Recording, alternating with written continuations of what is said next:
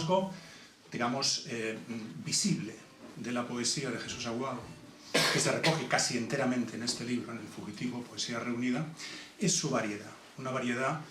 que afecta tanto a los temas como a las formas. Él publicó su primer libro, Mi enemigo, en 1987. Mi enemigo fue su segundo poemario. El primero fue Primeros poemas del naufragio, de 1984, que no está incluido en ese compendio. Y, por favor, acordaos del término naufragio, porque luego lo recuperaremos a lo largo de la presentación.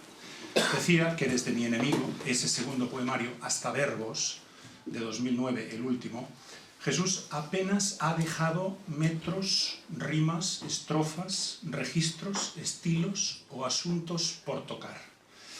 En todos ellos se mueve con una gran familiaridad, yo diría casi que con la familiaridad de un piloto de cabotaje por las anfractuosidades de la costa. En sus páginas encontramos los versos clásicos de la tradición española, como el octosílabo, el endecasílabo y el alejandrino, entre otros. También damos con sonetos, romances, décimas, algunas encadenadas y humorísticas, otras no, y con estrofas tan infrecuentes como la septilla, que es realmente una rareza en la tradición métrica española, pero que él cultiva con diligencia. Y junto con todas estas formas que han ido cristalizando a lo largo de los siglos, pues también encontramos poemas en verso libre, o en versículo, o en prosa, lo cual constituye uno de los símbolos, uno de los indicios de la modernidad poética. Algunos de estos poemas en prosa, algunos de estos últimos, son casi relatos, como Fragmentos del diario del polizón, que está en Heridas, un poemario de 2004. O bien son textos en prosa que presentan la paradójica y casi inverosímil singularidad de estar también en verso,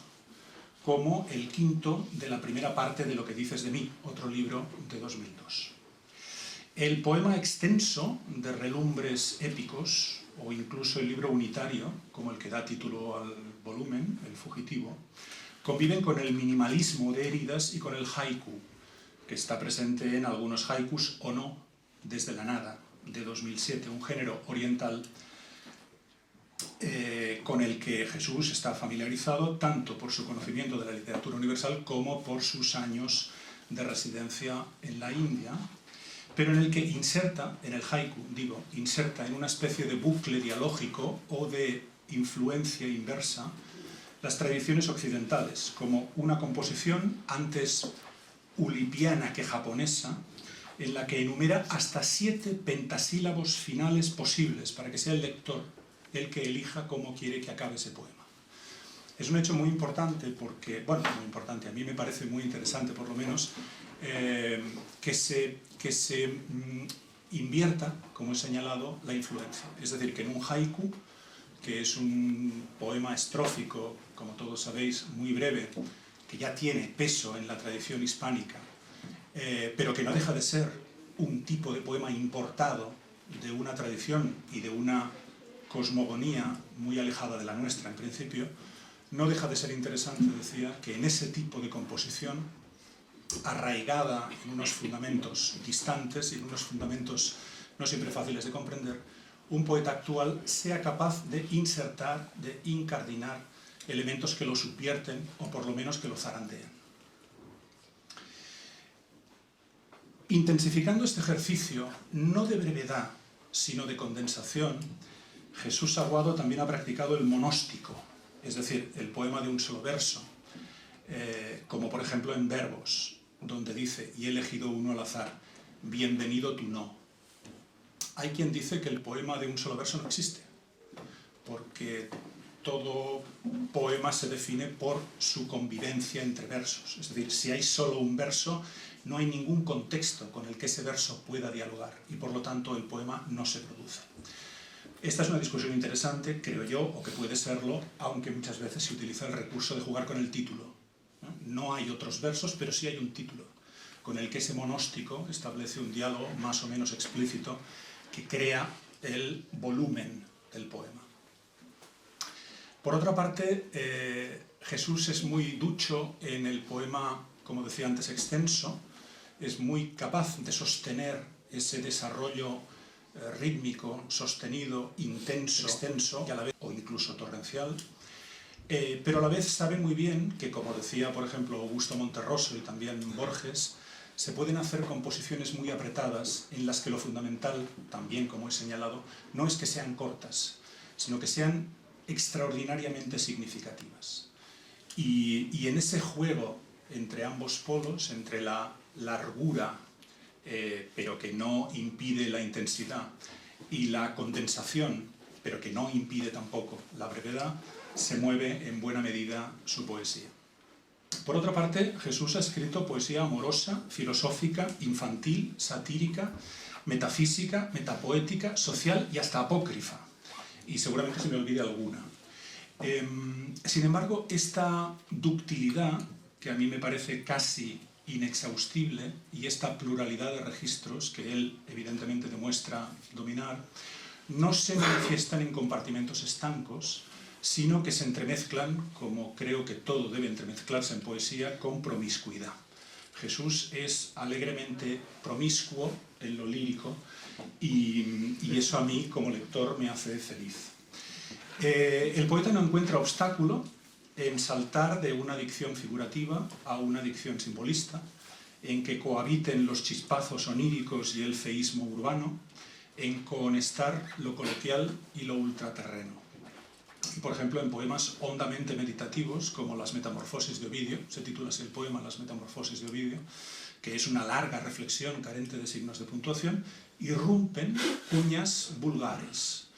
pero que pierden su vulgaridad al insertarse en ese flujo previo. Por ejemplo, dice: tu puta madre chilla el texto empapado en sudor. Y aquí llama mucho la atención este tu puta madre inicial, pero también es un verso en el que se acumulan las figuras retóricas que de nuevo hay que entender y disfrutar insertadas en su contexto. Y en otros poemas que son cósmicos o que tienen un afán cósmico, se desciende, sin que el poeta altere el gesto, hasta lo más insignificante y cotidiano. En general, Jesús no se encumbra. Puede practicar la poesía narrativa o el recuento existencial, puede incurrir en el realismo o rozar la irracionalidad, puede cantar una nana o encadenar paradojas, o puede hacer todo esto a la vez, de lo cual es muy capaz, pero su voz nunca se atipla, aunque su intensidad metafórica es alta. Mantiene en todo momento, sabe mantener en todo momento una voz, una dicción accesible y a la vez enjundiosa. Vicente Luis Mora, en el prólogo del volumen, ha subrayado esta diversidad de la obra de Jesús Aguado, a la que define como enemiga, cito, de seguir dos veces la misma estrategia estética, basándose no solo en la evidencia de los poemas, sino en las manifestaciones de su autor, para quien cada poemario, y ahora cito a Jesús, es un plan de fuga puesto en práctica para escapar de una cárcel diferente. Esta es otra discusión interesante, porque tanto Vicente Luis Mora como el propio Jesús, en su teoría y en su práctica, sostienen lo que es una idea fundamental en este libro, y que es una idea plenamente resuelta desde un punto de vista poético en este libro. Pero sería una discusión interesante, quizá para otro lugar, si los grandes poetas no son, en el fondo, autores más que de un solo libro. Y aún podríamos discutir un poco más. Podríamos discutir si este libro, con su pluralidad de esta obra, con su pluralidad de registros, con su multitud de voces, con su frecuencia de vibraciones, no es en el fondo más que una obra unitaria, no es en el fondo más que un solo libro único. Pero, como digo, lo dejaré ahí y en todo caso seguiremos. Jesús ha escrito que cada poemario es un plan de fuga puesto en práctica para escapar de una cárcel diferente, y en el epílogo del Fugitivo, cerrando el círculo que ha abierto Vicente Luis Mora, Jesús precisa que la labor de un poeta es, y vuelvo a citar, buscar el afuera, escaparse de las diferentes cárceles que el yo y sus múltiples asociados institucionales, también los pertenecientes a las instituciones con mayúscula, poesía, literatura, pensamiento o arte,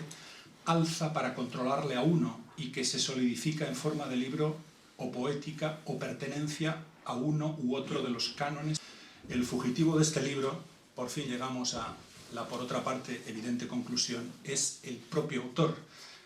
el triste, el imposible, el traicionado por el tiempo, el tachado, el inútil, como enumera Jesús en Variaciones sobre la tristeza del libro de homenajes de 1993. Este yo se representa como un largo infortunio, como una pesadumbre que nos consume o que nos aplasta o que nos aprisiona por dentro. ¿Qué hacer con tanto yo?, se preguntaba Cioran, otro fugitivo. Y responde Jesús: escapar. ¿Cómo? Anulándose, fragmentándose, contradiciéndose, volviendo a empezar, aprendiendo a escribir otra vez en cada libro, luchando contra las certidumbres, contra las convicciones más sólidas, contra ese agente provocador que somos, infiltrado en nuestra propia conciencia, como afirma otro poema sobresaliente, El náufrago rescatado, que es una metáfora existencial del ser humano zarandeado por fuerzas incomprensibles e incontrolables, pero que, sabedor de ese extravío ontológico, aspira a construir su propio naufragio, porque solo esa construcción, que es indeciblemente frágil, lo salva. A mí, como lector, y más aún como ser humano, como persona, me atrae extraordinariamente. Yo entiendo que si todos los que proclaman rotundidades en la vida, en los foros públicos, naturalmente en las televisiones, también en la literatura y en la vida personal, individual de cada cual, se plantearan que la convivencia,